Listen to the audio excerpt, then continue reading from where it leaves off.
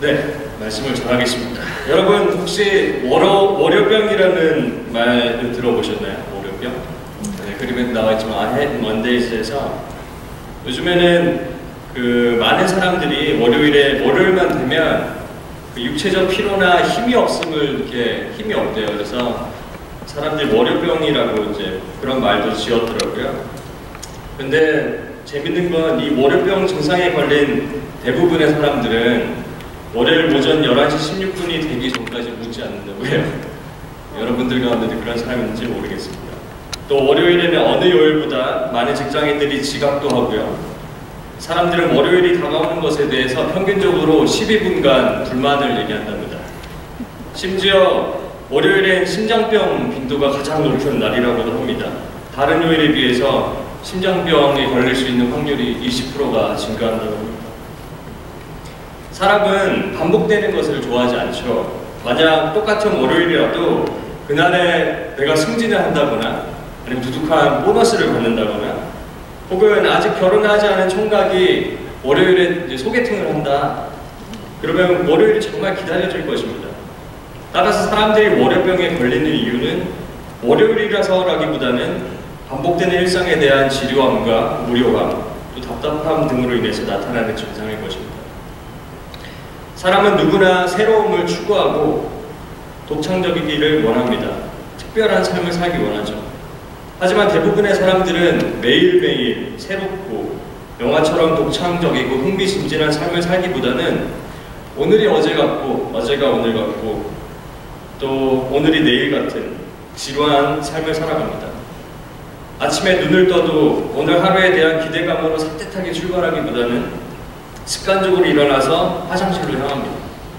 영화나 광고에서는 왜 밝은 햇살을 다 받으면서 이제 기지개를 쫙 펴고 그렇죠? 옆에 있는 사랑하는 잠들어 있는 님에게 모닝키스도 하고 그리고 침대 머리맡에 누가 갖다 놨는지 맑고 시원한 생수를 이렇게 팍팍 마시고 그리고 환한 얼굴로 이렇게 아침을 출발하죠. 이 중에서 그렇게 아침 출발하시는 분 계신가요? 있으시면 광고 한번 찍으세요. 사람은 반복되는 것을 좋아하지 않지만 반복되는 삶에 익숙해져 있고 또 대부분 그렇게 습관적으로 살아갑니다. 그래서 더욱 사람은 새롭고 독창적인 것에 메말라 있는지 모릅니다. 우리가 가지지 못한 것에 대한 빈자리가 더 크게 느껴지고 또 그것이 더 중요하게 느껴지듯이 새로움과 독창성은 마치 우리의 지루한 일상을 말끔히 씻어줄 만한 청량제와 같다고 여깁니다. 그래서 어디 새로운 것이 없나, 특별한 것이 없나 주위를 두리번거리며 그것을 찾고 또 기다립니다. 단적인 예로 우리가 달력에서 빨간 날을 기다리는 것을 들 수 있습니다. 저도 직장생활을 할 적에 새해 달력이 나오면 제일 먼저 한 게 빨간 날 체크였습니다. 그래서 공휴일이 금요일이나 월요일을 이렇게 딱 끼면 그게 이제 황금 휴가잖아요. 얼마나 기쁘던지요. 그래서 그때는 뭐 할까 이런 생각을 하면서 계획을 짜면서 기분 좋은 상상을 해보던 기억이 납니다. 이렇게 반복되는 일상 속에서 늘 새로움과 독창성에 목말라 있는 우리를 향해 오늘 전도서 기자는 매우 충격적인 말을 합니다. 오늘 읽으실 본문 8절을 한 목소리로 읽어보겠습니다. 시작. 전도자가 이르되 헛되고 헛되도다 모든 것이 헛되도다. 전도서 기자가 여기서 말하는 모든 것이 헛되다는 의미의 말은 말 그대로 모든 것이 헛되다입니다. 다시 말하면 월요일도 헛되고 달력의 까만 날들도 헛되고 심지어 빨간 날들도 헛되다는 것을 의미합니다. 즉 하루하루 지겹게 반복되는 일상을 보내는 것도 헛되고 황금 휴가에 어디 놀러 갈까 신이 나서 계획 짜고 이렇게 흥미진진한 그런 시간을 보내는 것도 헛되다는 말입니다. 이것이 무엇을 의미하는 걸까요? 전도서를 쭉 읽다 보면 전도서 기자가 모든 것이 헛되다고 말한 것에 크게 두 가지 이유를 찾을 수 있습니다. 하나는 자연이고 다른 하나는 시간 또는 죽음입니다. 결국 두 가지가 말하는 말은 어차피 사람은 자기가 자기 뜻대로 할 수 있는 것이 아무것도 없다를 얘기하고 있습니다. 자기 뜻대로 되는 게 하나도 없다면 무엇하러 수고하는가, 무엇하러 사는가, 무엇하러 애쓰는가 라는 의문이 드는 것은 당연합니다. 그리고 그 수고에 대해서 제대로 된 보상이 없다면 당연히 허무할 테죠. 먼저 자연을 한번 생각해 보시기 바랍니다. 이 사진 어디 무슨 일인지 아시겠어요? 약 한 달 전에 발생한 필리핀 지역의 슈퍼 태풍을 이제 찍은 사진인데요. 정말 대형 참사였죠. 이 참사로 인해서 어제 날짜로 나온 뉴스 보니까 사망 및 실종만 약 7,500여 명이라고 합니다. 근데 매일매일 또 새로운 시신들이 발견되고 있어서 그 수치는 더 올라가고 있고요. 이재민이 몇 명이냐면 약 400만 명이래요. 정말 놀라운 숫자입니다. 400만 명. 그런데 그들 중에 어느 누가 자신의 집이 이토록, 지금 사진에 보시는 것처럼 이토록 처참하게 부서질지, 자신의 가족 중에 누가 목숨을 잃을지에 대해서 미리 안 사람이 있었을까요? 그것을 결정했던 사람이 있었을까요? 그들 대부분은 하루하루 성실하게 살았던 사람들, 지금은 처참히 부서진 집이지만 이 집을 얻기 위해 긴 세월을 노력했던 사람들, 월요일 증후군에도 걸리고 근사한 계획을 짜놓고 빨간 날도 기다리던 사람들이었을 것입니다. 하지만 그들의 삶은 갑작스러운 자연의 변화로 전혀 생각하지도 못했던 모습으로 삶이 변하게 되었습니다. 이것이 무엇을 말하는 것일까요? 그것은 사람이 자연 앞에서 지극히 피동적이고 수동적인 존재라는 뜻입니다. 사람이 자연 안에 존재하는 것이지 자연이 사람 안에 존재하지 않습니다. 이것을 닫힌 세계라고 얘기합니다. 이 말은 곧 사람의 미래는 사람 자신에게 있는 것이 아니라 자기가 살고 있는 그 안에 있는 자연에게 있다는 것을 의미합니다. 오늘도 눈이 왔지만 오늘 이 중에서 누가 오늘 좀 눈이 왔으면 좋겠다, 그래서 눈이 온 게 있나요? 없죠? 눈이 오니까 우리가 또 추우니까 옷을 두껍게 입고 또 눈발을 날리며 어렵게 운전해서 이 자리에 오지 않았습니까? 마치 자신의 인생은 내 자신이 개척한다고 생각하지만 그것은 큰 오산입니다. 그렇게 느낄 수는 있어도 실제적으로 사람은 자신의 미래를 좌지우지할 아무런 결정권이 없습니다. 이렇듯 사람은 자연이라는 큰 울타리, 즉 닫힌 세계 속에서도 지극히 수동적으로, 피동적으로 살아가는 존재입니다. 사람이 자기 스스로 결정을 하며 사는 삶 같지만 실제로는 자연의 거대한 순환에 맞춰 따르며 살아가고 있는 것입니다. 그렇기 때문에 전도서 기자는 이렇게 말합니다. 1장 3절에서 8절 말씀을 보시면 사람이 세상에서 아무리 수고한들 무슨 보람이 있는가? 한 세대가 가고 또 한 세대가 오지만 세상은 언제나 그대로다. 해는 여전히 뜨고 또 여전히 져서 제자리로 돌아가며 거기에서 다시 떠오른다. 바람은 남쪽으로 불다가 북쪽으로 돌이키며 이리 돌고 저리 돌다가 불던 곳으로 돌아간다. 모든 강물이 바다로 흘러가도 바다는 넘치지 않는다. 강물은 나온 곳으로 되돌아가 거기에서 다시 흘러내린다. 만물이 다 지쳐있음을 사람이 말로 다 나타낼 수 없다. 눈은 보아도 만족하지 않으며 귀는 들어도 차지 않는다. 해가 뜨면 지고 또 그 진자리에서 또 다시 해가 뜨는 것이 자연입니다. 강물이 바닷물이 되고 바닷물은 증발되어서 비가 되어 다시 강물이 됩니다. 그리고 그 강물은 다시 바다로 흘러갑니다. 그게 자연이죠. 이렇듯 끊임없이 순환하고 반복되는 자연의 흐름에 전도서 기자는 8절에 만물이 다 지쳐있다라고 표현합니다. 지칠만 하겠죠. 자연이 다람쥐가 쳇바퀴 도는 마냥 끝도 없이 돌고 있으니까요. 이렇듯 사람이 몸담고 있는 자연이라는 거대한 세계는 끊임없이 순환하고 있습니다. 새로운 것이 오래된 것이 되고 오래된 것이 새로운 것이 되는 이 가운데 진정한 새로운 것이라는 게 무엇일까요? 없습니다. 그럼 진정한 독창적인 것은 무엇일까요? 없습니다. 오늘 동쪽에서 뜬 태양은 2000년 전에도 동쪽에서 떠올랐고 그리고 먼 미래에도 똑같이 동쪽에서 떠오를 것입니다. 그 속에서 살아가는 사람의 삶이 아무리 독창적이라고 한들 결과적으로 보면 그것은 한낱 아무 소용없는 바람 잡는 것 같은 행동이라는 것입니다. 마치 우리가 해변에서 아무리 아름다운 모래성을 쌓아도 갑자기 파도가 한번 쑥 휩쓸면 사라지는 것과 같은 것입니다. 어차피 내 뜻대로 살 수도 없는데 무엇하러 힘써서 열심히 사려는 것인지에 대한 지적입니다. 사람이 아무리 멋진 모래성을 쌓아도 결국엔 사라져 없어질 것이고 기억도 되지 않을 것인데 왜 그것에 얼매이고 집착하는가를 지적합니다. 또 한 가지 전도서 기자가 모든 것이 헛되다고 얘기한 것은 바로 사람의 죽음 앞에서 아무도 자유하지 못하기 때문입니다.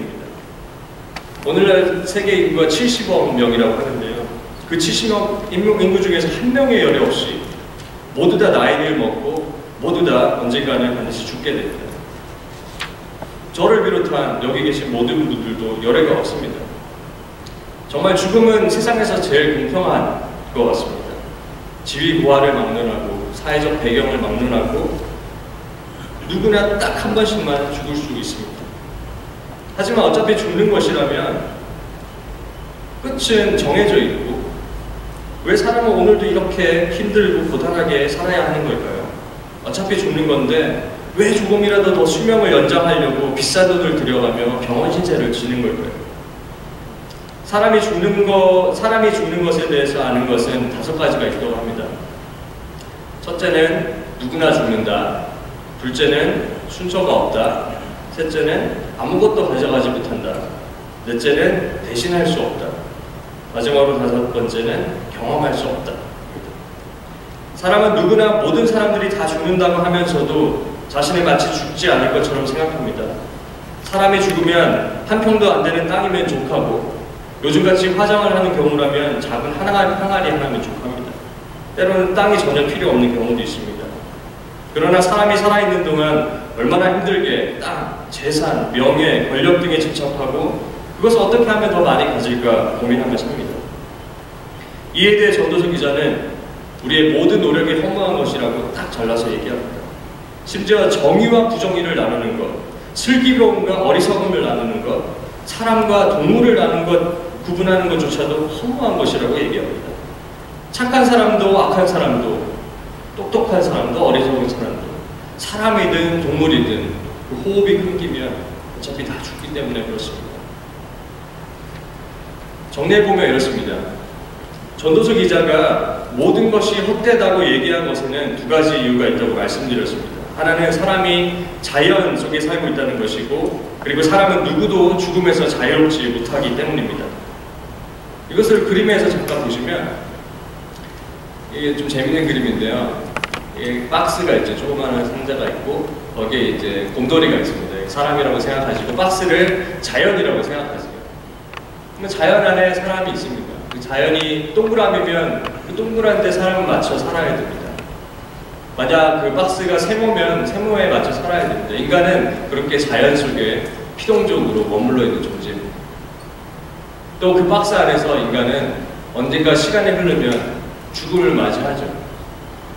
그렇기 때문에 전도서 기자는 인생이 이와 같은데 내가 할 수 있는 게 전혀 없고 그냥 갇혀져 있고 그 안에서 조금 뭐 내가 뭐 세우고 만들고 가지고 이런 것들이 무슨 의미가 있냐, 다 헛되다 이렇게 얘기하는 것입니다. 이쯤에서 그럼 이것이 진정 성경에 나와 있는 이야기인가 의아해하시는 분들도 계시리라 생각합니다. 아니 매우 귀에 거슬리다고 생각하실지도 모르겠습니다. 그럼 어쩌란 말이냐? 다 헛되다고 하면 도대체 인생을 어떻게 살아가는 말이냐? 그럼 우리보다 허무주의자라도 되라는 말이냐라고 반문하실 수도 있습니다. 실제로 이러한 생각으로 인해 오늘날의 수많은 사람들이 허무주의, 니힐리즘 속으로 빠져드는 것을 보게 됩니다. 내가 결정할 수 있는 것이 아무것도 없다면 왜 굳이 살아야 하는가? 아무것도 하지 않거나 그래서 아무것도 하지 않거나 또 허무주의의 특징 중에 하나는 이미 존재하는 그러한 윤리, 가치, 예술, 개념 등을 부정하는 것을 보게 됩니다.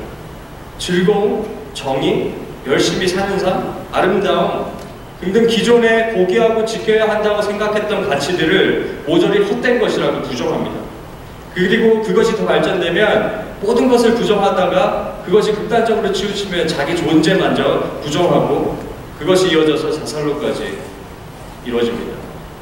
즉 허무주의는 모든 것들을 부정하는 태도를 지니고 있다고 생각하시면 됩니다. 허무주의의 정신을 잘 발견할 수 있는 예술작품이 있습니다. 보시는 바와 같이 이 작품은 제목이 샘, 파운틴이라는 작품인데요. 이 작품은 마르셀 듀샹이라는 사람이 만든 것입니다. 어떻게 보면 진짜 어이가 없는 작품이죠. 이 변기는 어디 뭐 그냥 쓰레기장이나 그죠? 일반 시장에서 얼마든지 구할 수 있는 거고 거기다가 그냥 글씨 하나 적어놓고 이런 진열대 테이블 위에 얹어놓고 이게 작품이라는 거예요. 하지만 이것이 예술 작품으로 인정받습니다. 왜냐하면 기존의 통념을 부정한 작품이기 때문에 그렇습니다. 그것이 허무주의를 나타내는 작품이죠. 하지만 역설적으로 진정한 의미에서 이것은 허무주의 예술이라고 볼 수 없습니다. 허무주의의 정신을 보여주긴 하지만 진정한 허무주의 예술은 의미 자체가 없는 것이어야 하기 때문에 그렇습니다. 그런 의미에서 이 작품은 이미 의미를 지니고 있기 때문에 더 이상 진정한 의미로서의 허무주의 작품이 아닙니다. 이렇듯 허무주의는 사람의 생각과 삶을 계속해서 부서뜨리고 무너뜨리는 역할을 합니다. 허무주의에 붙들린 사람은 정상적인 삶을 살 수 없습니다. 그래서 진짜 허무주의자들은 다 정신병원에 있다고 생각하시면 됩니다. 사회적 법, 규범, 가치, 전통으로 약속된 사회에서 그것들을 다 부정하고 헛되다고 얘기하는 사람들이 어떻게 정상적으로 사회생활을 하겠습니까? 그러면 정말로 전도서 기자가 오늘 말씀을 통해서 우리에게 다 헛되니까 너희들은 이렇게 허무주의자가 되어라 라고 말하고 있는 것일까요? 당연히 아닙니다. 오늘 읽으신 본문 7절을 함께 읽겠습니다. 7절 말씀에 시작. 육체가 원래 왔던 흙으로 돌아가고 숨이 그것을 주신 하나님께로 돌아가기 전에 내 창조주를 기억하여라. 신앙인의 삶이란 여러분들 잘 아시겠지만 그것은 창조주를 기억하는 삶입니다. 여기서 창조주는 엘로힘 하나님을 지칭합니다. 바로 아브라함의 하나님, 야곱의 하나님, 이삭의 하나님, 그들을 이집트에서 끌어내시고 광야에서 구름기둥과 불기둥으로 이스라엘 민족을 지키셨던 하나님을 지칭합니다. 그 하나님은 자연이라는 닫힌 세계에 속한 분이 아니죠. 닫힌 세계를 창조하신 분입니다. 그렇기에 그분은 닫힌 세계 안에만 존재하는 분이 아니고 닫힌 세계 밖에도 존재하는 분입니다. 우물 밖에, 저 구멍 밖에 뭐가 있는지 아는 분입니다. 사람이 닫힌 세계밖에 없다고 인식하고 아까 그 보여드린 그림, 마스 안에 갇혀서 이게 내가 가진 모든 것이야, 이게 내가 아는 모든 세계야, 그렇게 살아갈 때 지극히 허무주의자로 살아갈 수밖에 없습니다. 어차피 소멸하고 죽어질 삶에 무슨 희망과 소망이 있겠습니까? 유대인 실존주의자인 마르틴 부버는 인간은 두 가지 관계를 맺고 산다고 말합니다. 하나는 나와 너고 또 하나는 나와 그것입니다. 나와 그것의 관계는 바로 사람과 자연의 관계를 뜻한다고 보시면 됩니다. 그 자연 속에는 과학과 논리, 공간과 시간이 포함됩니다. 즉, 우리가 자연의 영향력 아래서 수동적으로 피동적으로 살아가며 또 시간의 영역에서 우리가 나이가 들고 죽는 삶을 얘기합니다. 하지만 부버는 이렇게 얘기합니다. 사람은 그것 없이는 살지 못한다. 그러나 그것만 가지고 사는 사람은 사람이 아니다. 너가 필요하다. 나, 너의 관계에서 한 주체는 다른 주체를 만납니다. 만남이죠. 바로 그것 안에 살지 않는 분, 그 주체는 바로 엘로힘 하나님입니다. 그분과 만날 때 우리는 삶에 대한 전혀 다른 눈을 뜨게 되고 그 눈은 우리로 하여금 전혀 다른 삶을 살게 사는 원동력을 줍니다. 모든 참된 삶은 만남에서 시작됩니다. 전도서 기자는 사람이 그런 하나님과 만날 때, 연결될 때 사람의 생각과 삶의 자세가 어떻게 달라지는지 말합니다. 3장 12절, 13절을 보시면 이제 나는 깨닫는다. 기쁘게 사는 것, 살면서 좋은 일을 하는 것, 사람에게 이보다 더 좋은 것이 무엇이냐? 사람이 먹을 수 있고 마실 수 있고 하는 일에 만족을 누릴 수 있다면 이것이야말로 하나님이 주신 은총이다. 사람의 삶을 깊이 들여다보면 아무런 희망도 없습니다. 소망도 없습니다. 그렇기 때문에 사람은 지극히 허무주의자가 될 수밖에 없습니다. 모든 것을 부수고 무너뜨리고 부정할 것밖에 없습니다. 만약 인류의 역사가 온통 허무주의자로 가득했다면 오늘날 인류의 역사는 어떻게 되었을까요? 아니, 우리 가족은 어떻게 되었을까요? 여러분의 할아버지나 할머니 혹은 저희 아버지가 만약 허무주의자 목사였다면 목사였을지 싶지만 그러면 저는 이 자리에 아마 없었을 겁니다. 그죠? 가족도 다 필요 없어. 가족도 다 헛된 것이야. 결혼도 필요 없어. 그렇게 살지 않았을까요? 사람으로서 희망과 소망을 전혀 찾아볼 수 없는 세상 속에서 그래도 아침에 일어나서 이부자리를 박차고 오늘 주어진 삶을 살고 사랑하고 힘을 내고 용기를 내고 웃고 때로는 울며 살아갈 수 있었던 것은 닫힌 세계 밖에 위치하시며 지금도 우리를 사랑하시고 관계 맺기 원하시는 하나님의 은총이 있었기 때문이라고 생각합니다. 말씀의 결론을 맺습니다. 오늘 말씀의 제목을 선물이라고 지었습니다. 다들 아시겠지만 선물, 프레젠트는 한국말로 다른 의미가 있죠. 바로 현재입니다. 허무주의자로 살아가는 사람에게 프레젠트, 현재는 지극히 의미가 없고 지극히 소망도 안 되고 희망도 없는 부서뜨리고 무너뜨리고 허무한 대상이 되겠지만 창조주 하나님을 기억하며 사는 믿음의 사람들에게 현재는 선물이 되는 줄 믿습니다. 지금의 내 삶이 고루하게 반복되는 삶처럼 느껴지고 곁에 있는 사람들이 이제는 별 감흥 없이 다가오고 미국에서 살아가는 이민 생활이 이제는 답답하고 지루하게 느껴지더라도 창조주 하나님을 기억하시면 지극히 반복적인 일상도 기쁨의 원천이 되는 선물이 될 줄 믿습니다. 월요병도 창조주 하나님을 기억하면 치유될 줄 믿습니다. 그래서 창조주 하나님을 기억하는 사람은 굳이 빨간 날을 기다리지 않아도 매일매일이 새롭습니다. 이러한 놀라운 하나님의 은총이 한 주를 살아가시는 저와 여러분의 삶 속에 가득하시기를 간절히 소망합니다. 네.